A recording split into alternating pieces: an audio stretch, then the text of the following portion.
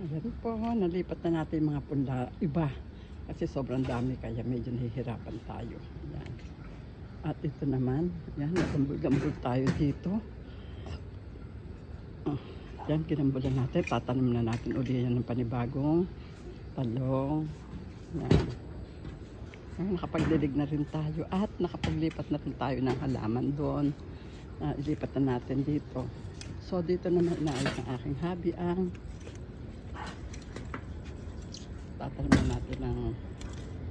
tataniman natin ng ano to, pechay. Yan. Naayos.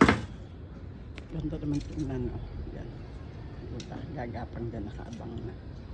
Yung kamatis natin malalaki na. Kasi nabansot sila. Yung ibang tanim nabansot sa ano? Nabansot sa langgam. Kaya ayusin natin yan. Sige ho. Bukas ulit. Day 12 tayo ngayon. Tomorrow, day 12. Meron ng pagbabago. May tanim na ito bukas siguro. Pag nakita nyo, I'm sure may tanim na to. Okay? Bye!